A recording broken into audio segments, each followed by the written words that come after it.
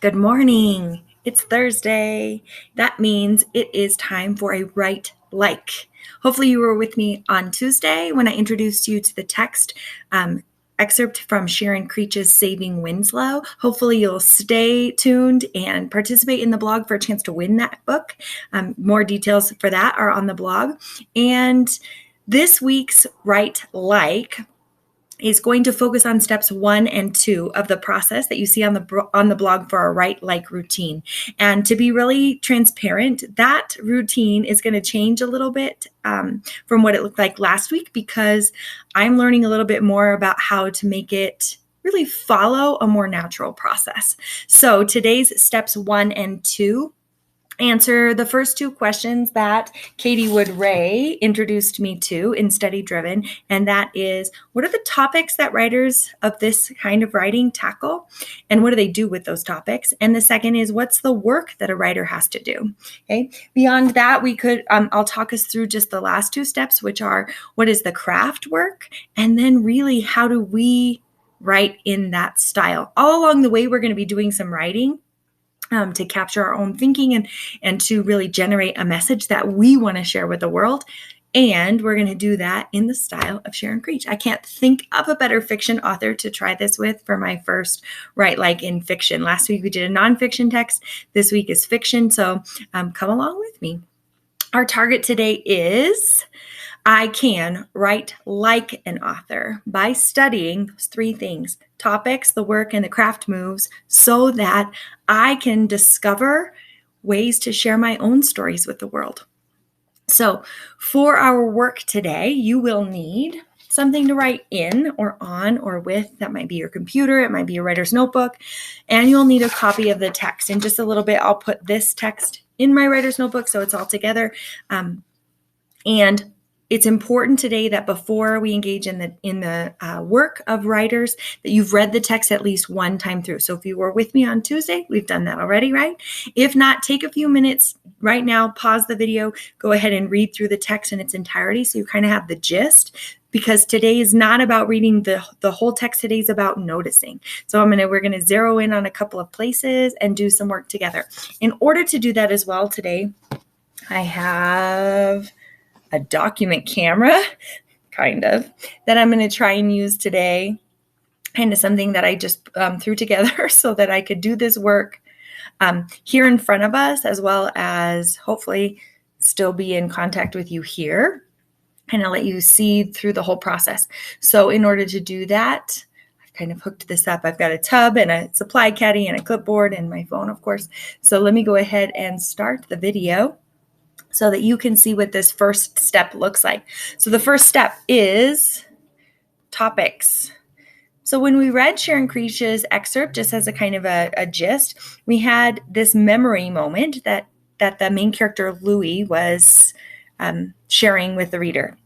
And in the first part of the memory moment, he remembers seeing the scene of a bird floating down and landing on a stalk, and he recalls that moment. And then we go into this next scene, or this next kind of vignette, same day, same memory, only this time the image of a man sleeping on a park bench on his way to the store. So that's the second scene. And then the third scene is kind of back in the present moment, where Louis is holding the donkey he's trying to save and recalling these three moments in time, kind of stamping each one. Hence the title of the chapter, Freeze That Scene. So when we think about topics today, we're thinking about the scenes that have been frozen in our minds, right? So I could think back to a number of those, but I in order to do this today and kind of get through the first two steps, I want to just lift those topics. As I'm doing that, if things start coming and triggering for you in your mind, I want you to jot those down. You can jot them down here on this text, or you can jot them in your writer's notebook, and I'll show you how I might do that in just a few minutes, okay? So these kind of frozen scenes, some people call them flashbulb moments. These aren't as significant as, for me, what would have been like the Challenger disaster or 9/11. These are not those kind of flashbulb moments. They are just times where I want us to notice. He was walking down the road on his way into town, right? So it's kind of an everyday, ordinary thing. He stopped near a batch of tall sunflowers blooming beside a white fence. Why do I think he stopped there? It seemed like a painting to him. So these kind of visual images that stand out in our mind. So if I were going to think about some of those images that stand out in my mind, it might be going to the lake when I was probably 6 or 7 and holding my sketchbook in my hand and trying to sketch the beauty of Castle Mountain behind the lake. That image stands out really well in my mind. I also know that not everybody's a visual rememberer. Not everybody stores their images or their memories visually. So it could be, I could just put in here sensory images, right? For some of us, it might be sounds. For others, it might be smells. So topics that she's capturing here are really visual or sensory images that have been frozen in our minds, right? So I notice things like the color and other things that enhance that visual image. So if we were going to do a sound image, we might have to think about what is the color equivalent in a sound memory. Okay. When I think about this one over here on this side, in the second column, it really is a contrasting scene. So for me, if I go back to that lake scene and I'm trying to draw it kind of early in the morning during sunset, that might stand in direct contrast to the storm that I know brewed that afternoon and drenched us and flooded us out, right? So it might be trying to capture those two scenes. That's something that Sharon's done in here. And it could be any of those moments that maybe are a little, I don't know if she would categorize this chapter as, but it's bittersweet, right? There's a positive image and then an equally impactful, I don't even want to say negative image. This image of the man on the park bench isn't necessarily negative. If we look and it says, before he reached the store, he passed the small park, and on one bench near the walkway lay a disheveled, thin man in a tattered army jacket. He appeared to be asleep. One arm was across his chest, and the other hung low to the ground. The man was unshaven, his hair long and straggly, his clothes filthy. I'm not sure that that's necessarily a negative image, but it stands in direct contrast to the indigo blue and the yellow sunflowers of the first one. So it's definitely a contrasting image, all within the same episode or the same memory. And then I look at this one where he's holding Louis at the very last paragraph. It says, Winslow's ears brushed against Louis's cheek. This scene, Louis thought, will stay in my mind. So one of the things I notice about this is it's those moments where we know in the moment that this is significant. We know while it's happening that this is a big moment, or this is a moment we're going to cherish forever. So a cherished memory. For me, this one might be the moment I held my own daughter in my arms when they handed her to me. I remember feeling like I was not responsible enough to be in charge of this living human and the overwhelming emotion that left with me. So that could definitely be a cherished memory. Let me move this over. That we knew would be frozen in time. Okay, so when I think about topics, I've kind of got a couple of different possibilities here. And in my notebook last week, what I just did really quickly was I made a very simple T-chart. And on one side, we could put Saving Winslow topics. And on this side, I could put my topics. Okay, so those when I was telling you, I could write about the lake. I could write about the storm. I could write about holding my daughter Cameron. Those would go on this side. And then those annotations I put on the page could go on this. Another possibility for this would be to create either a circle map or a bubble map or some other sort of graphic organizer with those in here. Okay. That's topics. When we talk about what are the topics, it's a little interesting in fiction, right? Because, in nonfiction, topics seem to drive the work. In this case, it doesn't necessarily. And yet when I think about this character and how important we found out this scene was to understanding this character and his personality and his drive and determination to save this creature, this animal, who would be helpless without him, I feel like that imagery in this scene is what drives this part of the narrative. So the next step is not just topics, but now what is the work Sharon Creech has to do? And this is interesting again, because in the nonfiction example last week, the work was research, right? We had to find out more about a particular topic. And even on Monday or Tuesday, when I did the write about, I could have done more research about the topic of homelessness given this second section here. But now I want to think about the work that Sharon does as a writer. Okay, I want to think about that, the work that she does as a writer. So in order to do that, I'm going to change over to purple, and I want us to just kind of take a look at the work. And we've already labeled it a little bit. It's kind of tangled up in some of the craft and topic moves. So this isn't as clean cut or linear as it might seem when you looked at it on the bookmark, but I want to take a look at when he first notices this scene. He says it seemed like a painting to him. What's the work she does?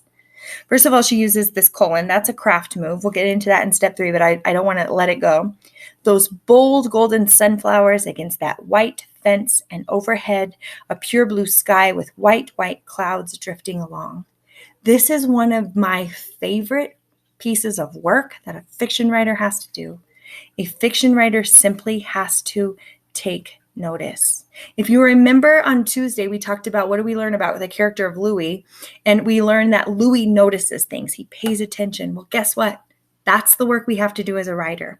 She does it again when the bird floats down, right? She's talking about this through Louis' perspective, but it's her work too. A bird floated down and landed on one stalk. The bird was a deeper blue than the sky. So we're noticing. We have to notice color.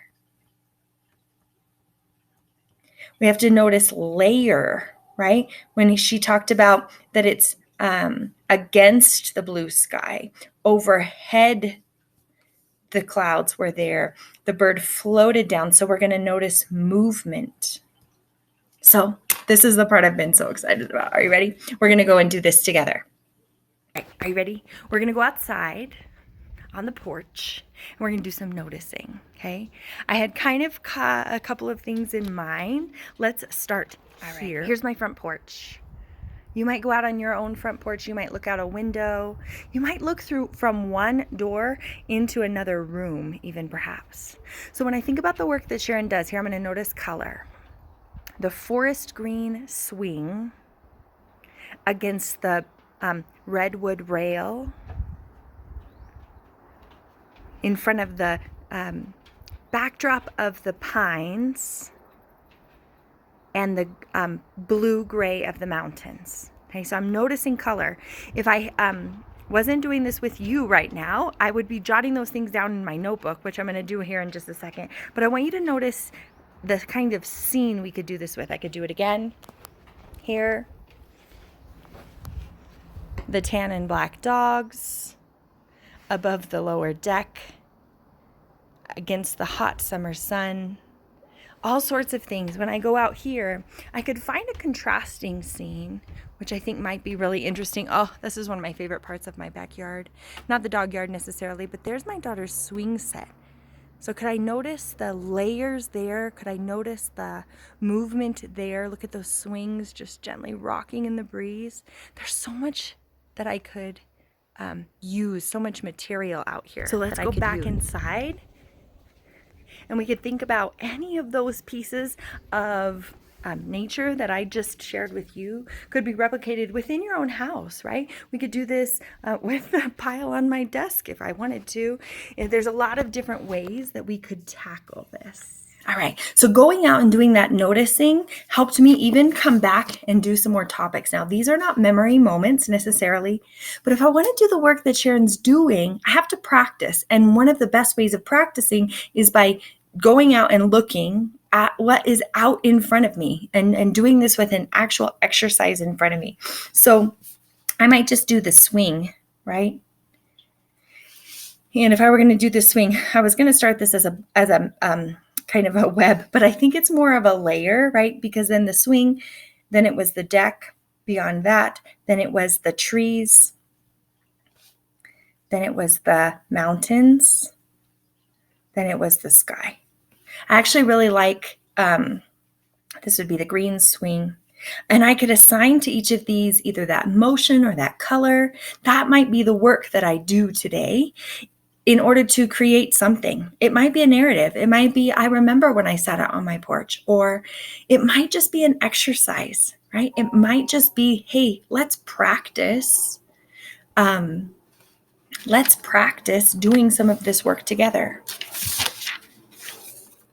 If I think about that swing set, okay, I'm going to put this kind of in order of how it sits in the yard. So I'm going to put the swing set as kind of my central image. And they were rocking or swaying. Now, this isn't a formal graphic organizer, right? I'm just going to do this according to what I saw in the image. Then I've got the, in front of that, I had the dog yard and the hillside. Behind that, I had the tower. Around that, I had the trees. Like I'm actually almost just creating a map, like Ralph Fletcher might do at the beginning of in a writer's notebook, just kind of creating a map of what I saw. I could do the same thing with any of those memories that I had on the previous page. And again, this could become a narrative. This could become like what Sharon wrote in chapter 10, like a really brief narrative, or it could just be an exercise. Let's just write this scene as Sharon does. So look at this. If I were going to do that in here, you're talking maybe 8 sentences. And then maybe and now the scene appeared even more perfect to him. What could be added to the scene? It could be real or imaginary. There's lots of possibilities.